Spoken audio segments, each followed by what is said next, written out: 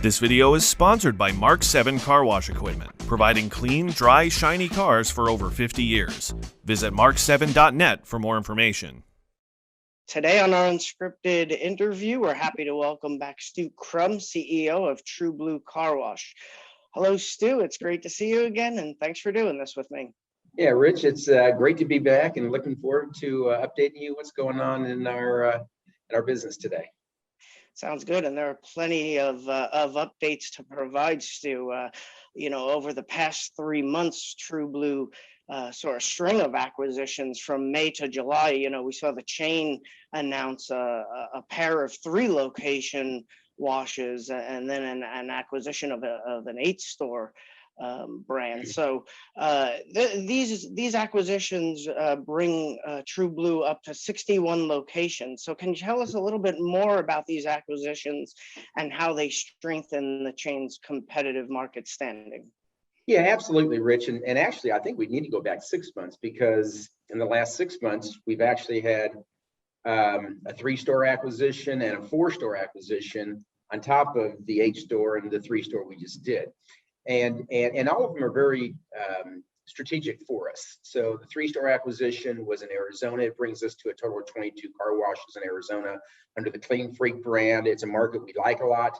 It is a very competitive market, as you know, one of the most competitive markets in the country, but we still really like Arizona, the Phoenix market in particular. And then the 8-store acquisition, plus a 4 and a 3-store in the last 6 months were all in the Midwest markets in Illinois, Indiana.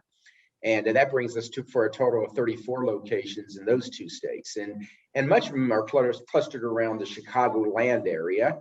But we go as far down to Springfield and Decatur and all the way up in Indiana. But once again, the Indiana sites we call Chicagoland. Okay, yeah, certainly it's been a busy 6 months here. Hopefully you have time to fit in a summer vacation, Stu, before it's over. Yeah, not yet, but I hope to get in maybe in the fall. All right, sounds good. So for True Blue, when you're looking at acquisitions, Stu, I'm curious, what do you consider to be an ideal acquisition for your chain? And then on the flip side, what are maybe some red flags that you look to avoid?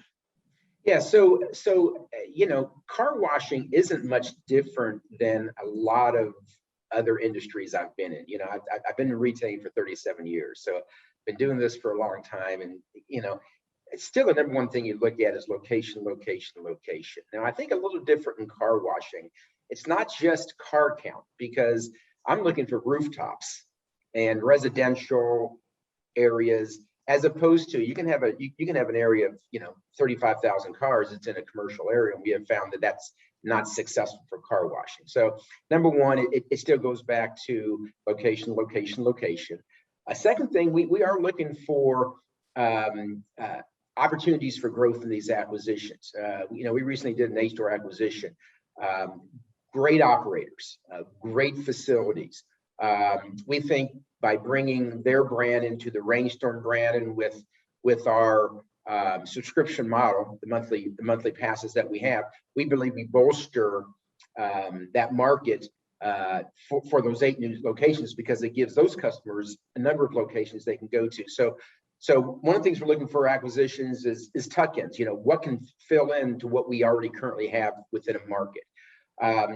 And this might sound kind of funny, but I don't shy away at all from an operation that's poorly run.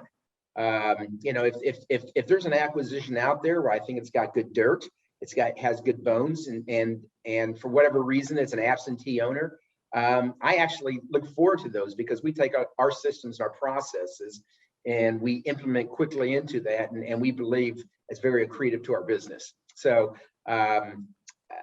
those are kind of 3 things that we look at as we're making acquisitions. Now, you asked the question, what are the things we shy away from that are red flags for us? The biggest red flag for me is negative same-store sales. If I see a business that over the last 24 months is heading in the wrong direction, I'm going to start asking a lot of questions. Is it competitive forces in the market? Are there competitors moving in?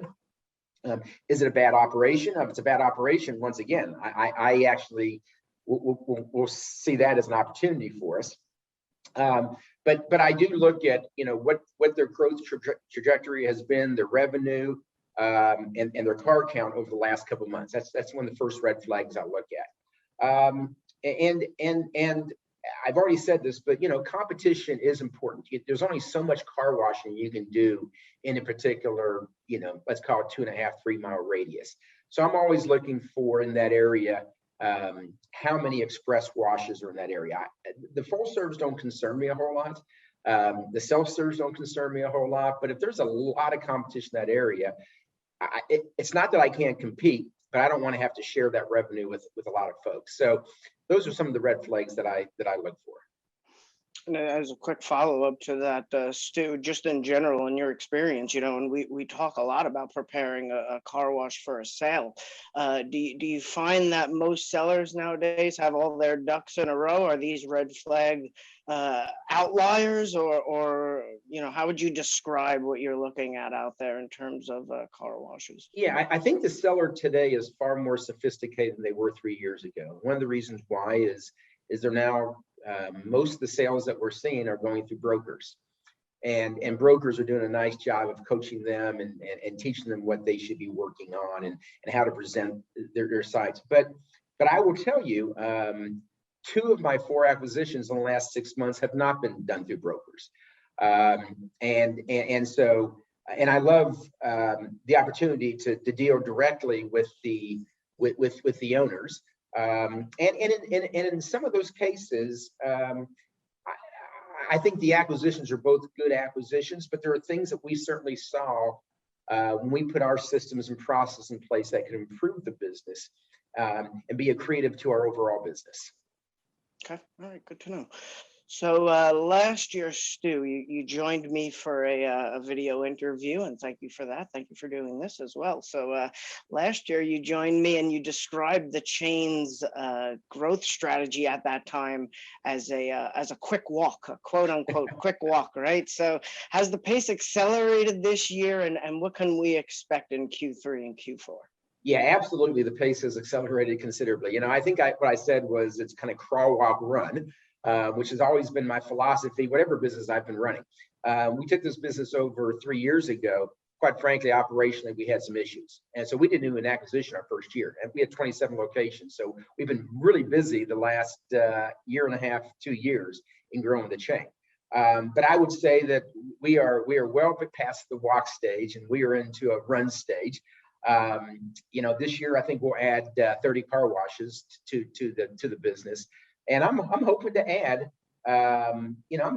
another 5 to 10 by the end of the year. We have a few LOIs in place already.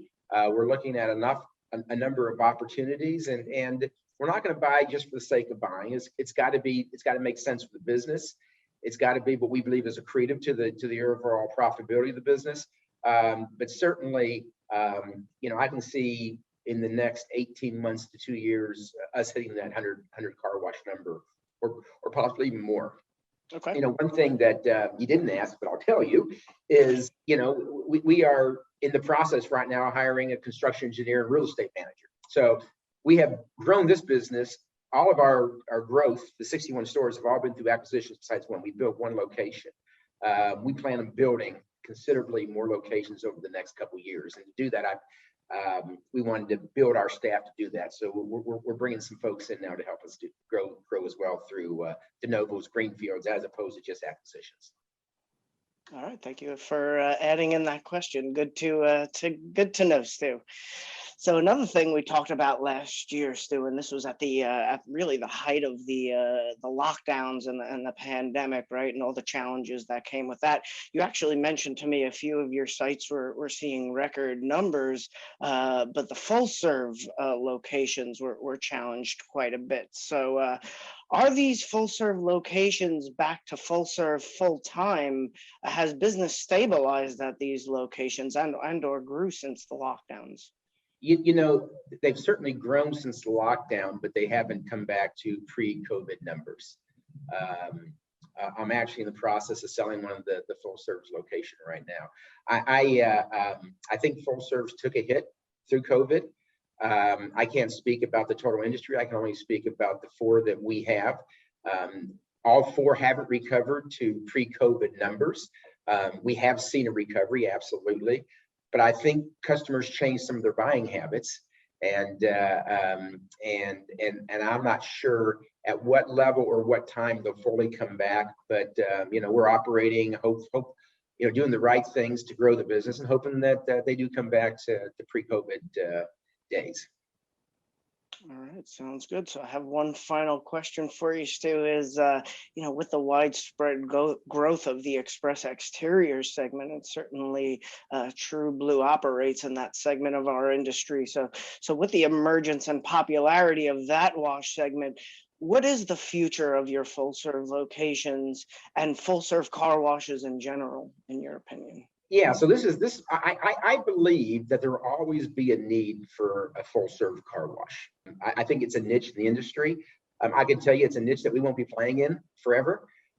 We certainly believe that express car washes is our niche, and that is the market that will continue to grow. Once again, I do believe that there is a small place. I think it's more for owner operators and for a different model than the model that we have. I don't think that of the four full serves we have, that they'll be full serve probably a couple of years from now. I think either be conversion or we'll sell those. But once again, I think your specific question is, what about full serve? I even as a customer, I go to my express car washes, once, twice a week, but about every quarter I go to a full service location because I'm looking to get the car totally detailed inside. And that's not my car wash, by the way, so I'm going to a competitive car wash. So yes, there's absolutely a future for full serve, but I don't see that future at True Blue Car Wash. Yeah, certainly something we'll monitor here at the magazine as well. So Stu, you're always generous with your time. I thank you again for doing this video interview with me. Congrats on all the exciting news surrounding the chain, and it was great to see you again. Great to see you again, and thanks for having me back.